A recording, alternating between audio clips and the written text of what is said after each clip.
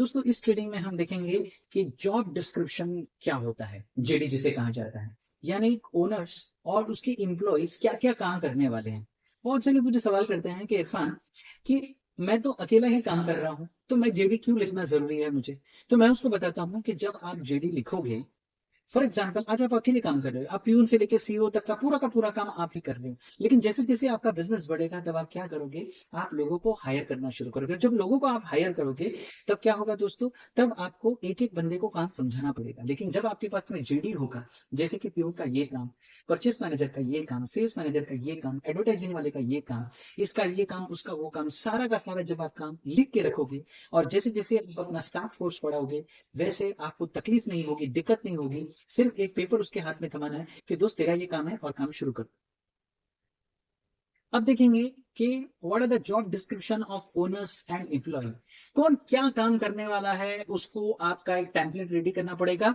आप as a owner क्या काम करेंगे और आपके स्टाफ कौन से काम को कंप्लीट करेंगे, ये आपको पता होना चाहिए। इस पर्पस के लिए आपको जेडी बनाना इंपॉर्टेंट होता है। भले आज आप सारे काम खुद कर रहे हो, फिर भी जेडी बनाना जरूरी है ताकि रिस्पॉन्सिबिलिटीज और ड्यूटीज को डेलीगेट यानी किसी और को असाइन किया जा सकता है और फॉलो किया जा सकता है। इस पर्पस के लिए इस तरह से आपको टेम्पलेट रेडी करना पड़ेगा, जिसमें आपको लिखना है job title, job description, list of responsibilities, job qualifications and requirements, and who this position reports to, and finally working hours etc। तो ये सारा का सारा आपको टेम्पलेट्स बनना पड़ेगा। Benefits of defining roles and responsibilities क्या है, जो रोल डिफाइन करने से कंपनी को क्या फायदा या बेनिफिट होने वाला है। सबसे पहला इंपॉर्टेंट चीज है कि टास्क डेलीगेशन होता है।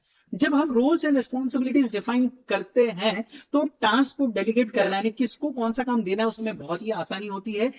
नेक्स्ट है टास्क कंप्लीशन। सभी लेवल के रोल्स डिफाइन हो तो assign work on time complete किया जा सकता है।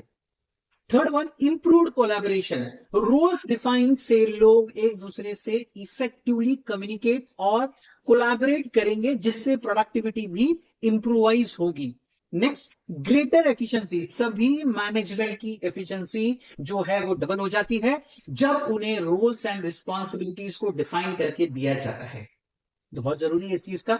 न्यू हायर एक्सपेक्टेशंस, यानी नए लोगों को कब काम पर रखा जाए, ये बहुत इंपॉर्टेंट है डिसीजन लेना कि अगर काम नहीं हो पा रहा है लोगों से तो किसको कब काम पे रखना है। Reduction in overlap, extra employees या एक ही काम दो दो लोगों की जिम्मेदारी में ना, ये ओवरलैप ना हो, क्योंकि सबकी रिस्पॉन्सिबिलिटीज डिफाइंड है तो वर्क ओवरलैप नहीं होता है।